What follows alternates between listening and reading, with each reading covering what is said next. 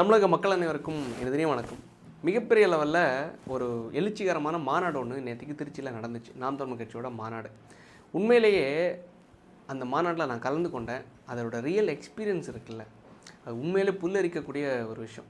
எதனாலங்கிறத நான் சொல்கிறேன். அதாவது அந்த சீமான் அவரோட பேச்சு இருக்குல்ல, புல்லரிக்கும். அது எப்படின்னா, அவரோட டைலாக்ஸ்லாம் அதோட அந்த பேச்சுக்கள்லாம் நான் பார்த்துருந்தேன். நாம் தமிழர் கட்சி பணத்துக்காகலாம் இல்லை, மக்களின் உழைப்புக்காக. நாம் தமிழர் கட்சி பிழைப்புக்காகலாம் இல்லை, மக்களின் பிழைப்புக்காகலாம் இல்லை, நம் பெருமை மிக்க தமிழ் இனத்துக்காக. பணமா இல்லை என் இனமானு வேறு மாதிரி பேசியிருந்தார் செந்தமிழன் அண்ணன் சீமான் அவர்கள். உண்மையில் என்ன விஷயம்னா, 2021 இதே மாதிரி ஒய்எம்சிஏ மைதானம் இருக்குது, கிரவுண்ட் நம்ம சென்னையில். அங்கே இதே மாதிரி 234 தொகுதி வேட்பாளர்களையும் போன தேர்தலில் 2021 சட்டமன்ற தேர்தலில் அண்ணன் சீமான் அவர்கள் அறிமுகப்படுத்தியிருந்தார். அப்போ நான் தமிழர் கட்சியில் தான் இருக்கேன், ஜஸ்ட் உறுப்பினர் தான், எந்த பதவியெல்லாம் கிடையாது. சவிதா காலேஜில் லா காலேஜில் படிச்சுட்ருக்கேன், ஃபஸ்ட் இயர் படிச்சுட்ருக்கேன். கரெக்ட், ஃபஸ்ட் இயர் படிச்சுட்ருக்கேன். அப்போது காலேஜிலேருந்து நாங்கள் லீவ் டைம் ஒரு சாட்டர்டே ஏதோ வச்சுருந்தாங்கன்னு நினைக்கிறேன். அப்போ போகும்போது ஈவினிங் மிகப்பெரிய லெவலில் இதே மாதிரி தான் சேர்லாம் போட்டு பயங்கரமாக கூட்டத்தெல்லாம் கூட்டி நடத்தியிருந்தாங்க. உண்மையிலே அதை கேட்கும்போது, அந்த பேச்சை கேட்கும்போது நல்லா இருந்துச்சு. நான் அப்போ கலந்து கொண்டிருந்தேன் அந்த மாநாட்டில். அப்போ நான் நேரில் அந்த களத்தில் கலந்து கொண்டிருந்தேன்ல, அது நேற்றுக்கு நடந்துச்சு. இன்றைக்கி அந்த வீடியோ ஃபுல்லாக பார்த்துருந்தேன். இன்றைக்கி அந்த வீடியோவில் பார்க்கும்போது சீமான் அவர்களுடைய அந்த எழுச்சிகரமான பேச்சை கேட்கும்போது உண்மையிலே புல்லரிச்சிச்சு. அவர் அதை சொன்னது தான், பணத்துக்காக கிடையாதுடா, இது இனத்துக்காக, இது பிழைப்புக்காக நடத்தப்படுற கட்சி கிடையாது, இது மக்களின் உழைப்புக்காக நடத்தப்படுற கட்சி. இதில் பாலுக்கான அரசியல் என்ன இருக்குது, பாலுக்கான சந்தை என்ன இருக்குது, நீ டாஸ்மாகில் 1000 ரூபா கொடுக்குற, 1000 ரூபா வேணாம், உன் அரிசி பருப்பும் வேணாம் அப்படின்னு சொல்லிட்டு அவர் பாடுற பாட்டு உண்மையிலேயே சத்தியமாக சொல்கிறேன். ஸ்கூல் படிச்சுட்டு ஒரு பையன் வரான், இல்லை ஸ்கூல் படிக்கிற ஒரு பையன் இருக்கான், வீட்டில் வெள்ளந்தியாக இருக்காங்க, அரசியல் தெரியாமல் இருக்காங்க, இல்லை அரசியல் தெரிஞ்சவங்க இருக்காங்க, ஓவர் யாரை வேணாலும் இருக்கட்டும், இந்த பேச்செல்லாம் கேட்கும்போது மெய் சிலிர்க்க பார்ப்பாங்க. என்னம்மா பேசுகிறாரியா இந்த மனுஷன், இவருக்கு ஓட்டு போடணும், வேறு யாருக்கு நம்ம ஓட்டு போடணும் அப்படின்னு சொல்லிட்டு மெய் சிலிர்க்க பார்ப்பாங்க. நான் என் வீட்டில் இருக்கிற 4 ஓட்டு இருக்கும், அந்த 4 ஓட்டையெல்லாம் டைவர்ட் பண்ணி எப்படியெல்லாம் போட வைக்கணும்னு நினச்சேன். பட் நான் ஓட்டு போட்டேன் யாருக்குன்னா, அண்ணன் சீமான் அவர்களுக்கு 2021 தேர்தலில் குளச்சி தொகுதியில். அந்த அளவுக்கு வீரியமாக அவரோட பேச்சால் இருக்கப்பட்டேன். ஆனால் இன்றைக்கி சில முரண்பாடுகள்னால நான் அவங்கள விமர்சிக்கிறேன்.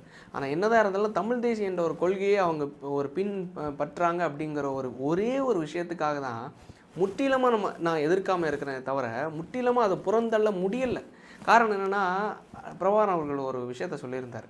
என்னென்னா, என்னதான் அண்ணனாக இருந்தாலும் சரி, என்னதான் தம்பியாக இருந்தாலும் சரி, ஏன்னா காரணம் என்னென்னா, உண்மையிலே சொல்கிறேன், சீமான் அவர்கள் என்னோட ஷார்ட்ஸ் வீடியோஸ் எல்லாம் எடுத்து அப்பப்போ ஸ்டேட்டஸ் வைப்பார், தம்பி நல்லா பேசுகிறாப்புல அப்படின்னு சொல்லிட்டு.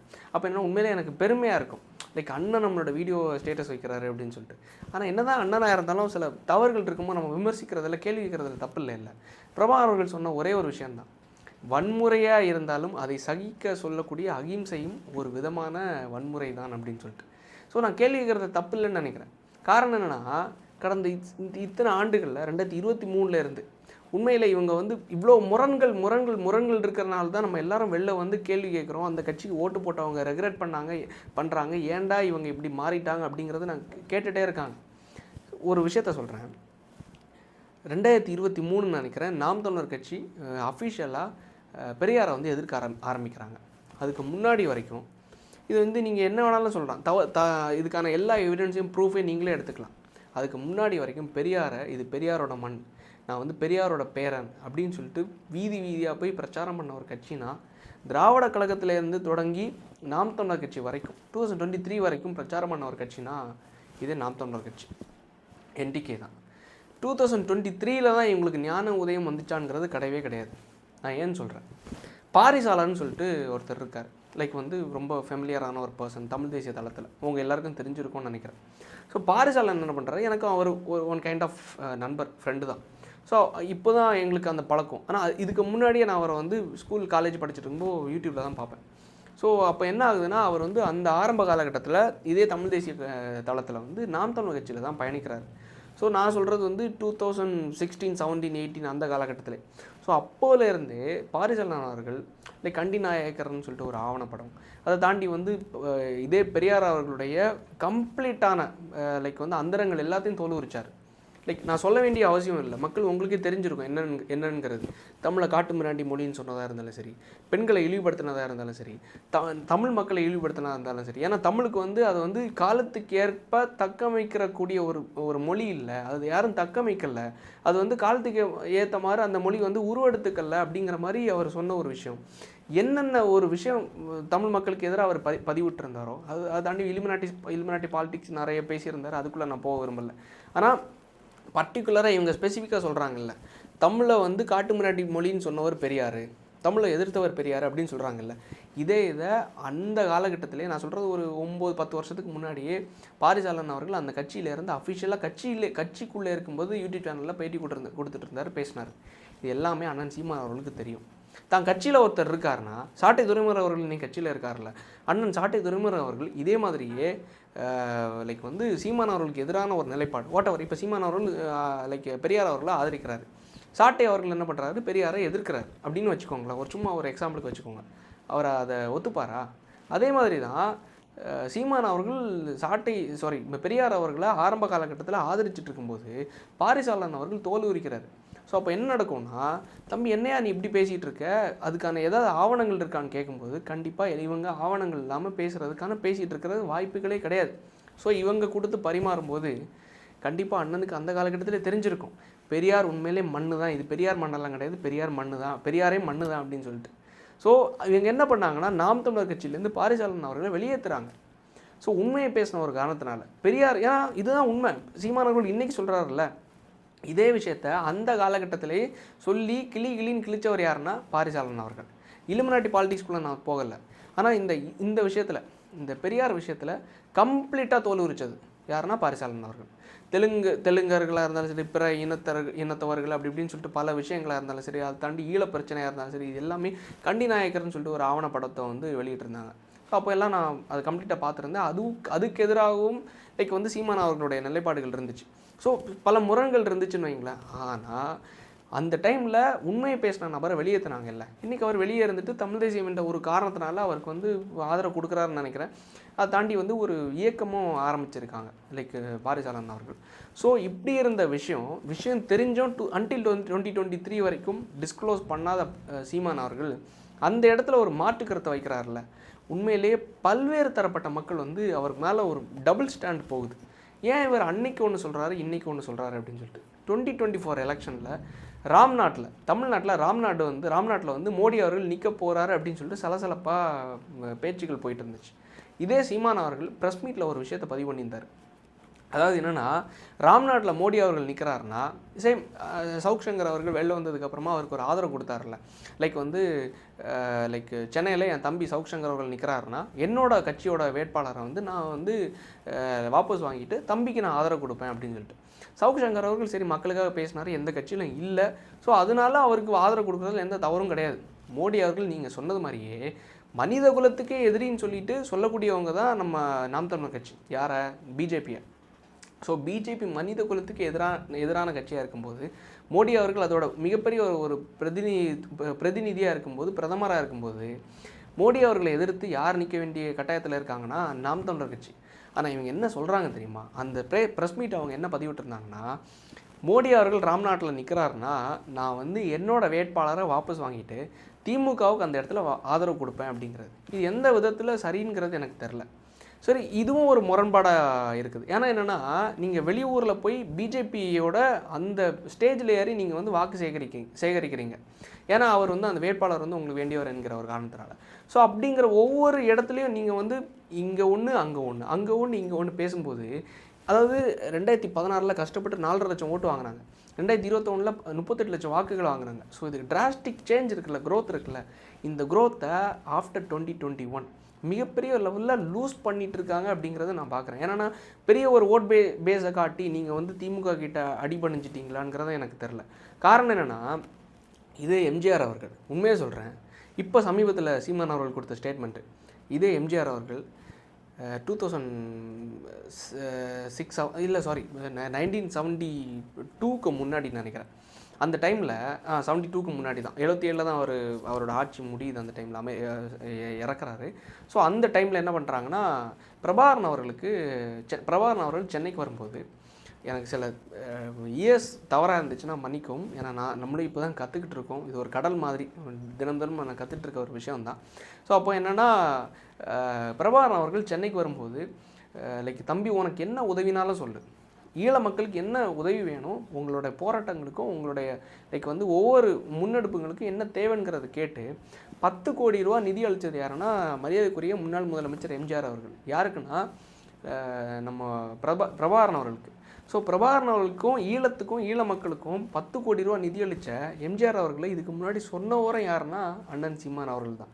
ஆனால் கடைசியில் என்ன சொன்னார் தெரியுமா? விஜய் அவர்கள் வந்து இதே மாதிரியே எம்ஜிஆர் அவர்களுடைய புகைப்படம், இந்த பக்கம் வந்து லைக் அஞ்சலை அம்மாள், காமராஜர், இதை தாண்டி இவங்களுடைய புகைப்படங்கள்லாம் வைக்கிறார்ல, அம்பேத்கர் அவர்களுடைய இந்த கொள்கை தலைவர்கள் சொல்லிட்டு, நீ வந்து எம்ஜிஆர் ஒரு சனியே இவன் ஒரு சனியே, 2 சனியனையும் ஒன்றா கொண்டு வந்துடுற, அதாவது பெரியார் ஒரு சனியனா எம்ஜிஆர் ஒரு சனியனா 2 சனியனையும் கொண்டு வந்துடுற அப்படின்னு சொல்லிட்டு தமிழ் தேசியத்துக்கு உதவியறியா அந்த தளத்தில் லைக் வந்து பிரபாகரன் அவர்களுக்கு ஃபண்டிங் பண்ணுறதுக்கு இங்கே யாரும் முன் வரல. இங்கே இருக்கிற திமுக வந்து கம்ப்ளீட்டாக எதிராக இருந்தாங்க. 2009 கடைசியில் உங்களுக்கு தெரிஞ்சிருக்கும், மாநாட மயிலாட ஷோவை போட்டு கம்ப்ளீட்டாக அங்கே நடக்கிற போரில் எத்தனை லட்சம் மக்கள் கொன்று குவிக்கிறாங்கிறது இந்த நியூஸ் இங்கே வந்துடக்கூடாதுங்கிறதுக்காக எல்லாருக்குமே கலர் டிவி கொடுத்து எல்லா வீட்டில் இருக்கணும். அது வந்து பக்கா ஸ்ட்ராட்டஜி.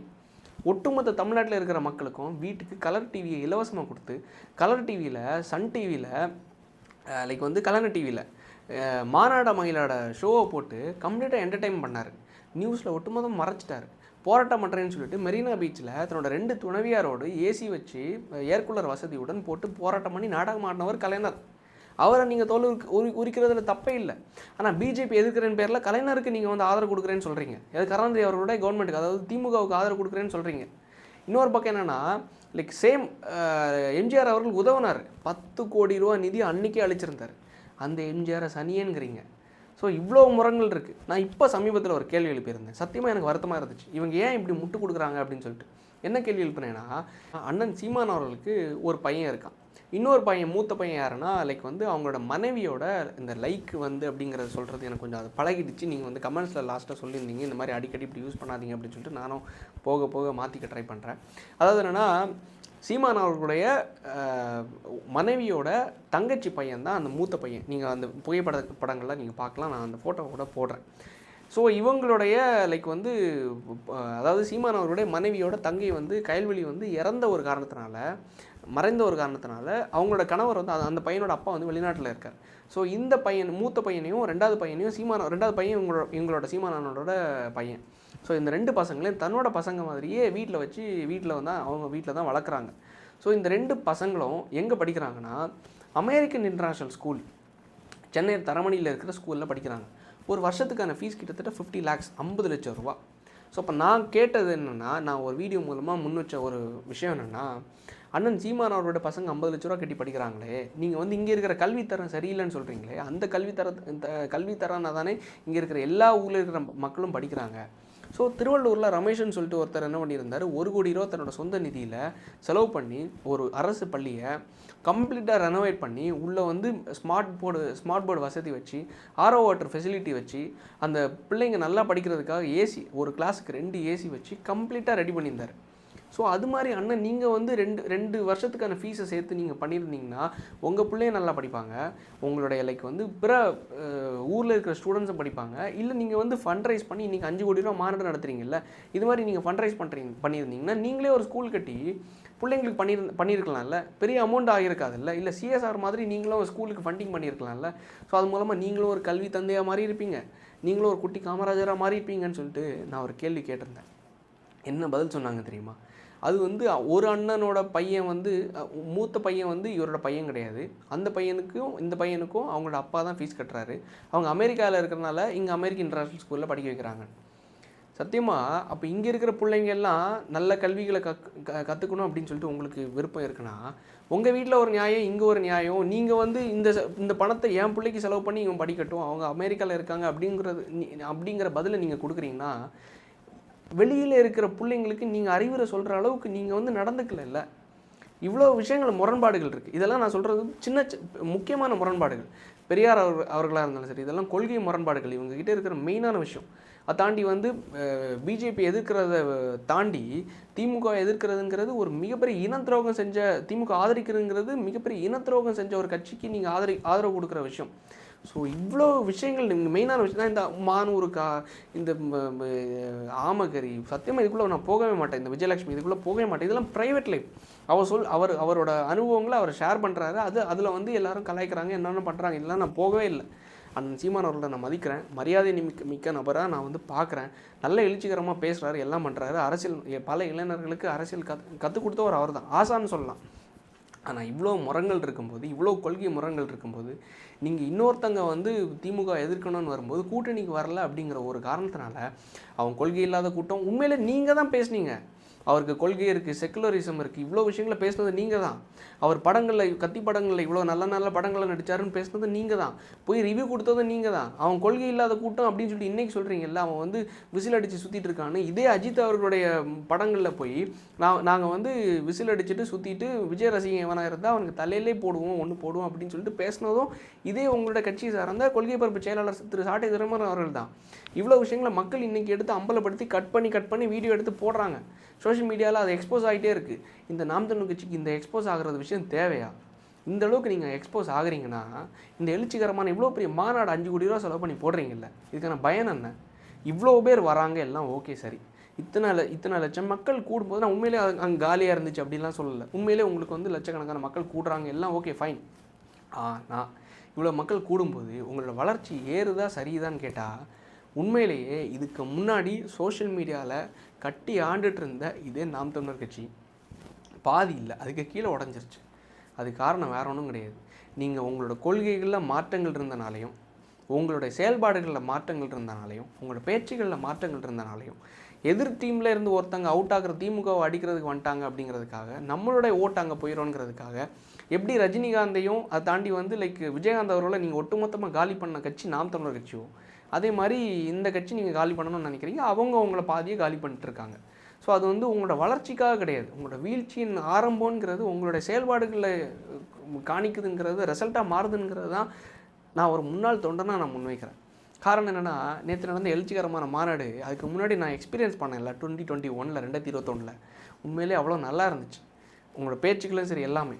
பட் இது வளர்ச்சியாக இருக்கணும்னு விரும்புகிறேன். பட் இருந்தாலும் இந்த தேர்தலை பொறுத்த மட்டும் இது வீழ்ச்சியாக உங்களோட செயல்பாடுகளால் அமைஞ்சிருச்சே அப்படிங்கிறது வருத்தத்துக்குரிய விஷயம். அது நீங்கள் பணம் வாங்கினீங்களா வாங்கலையா அப்படிங்கிறது உங்களுக்கு தான் தெரியும்.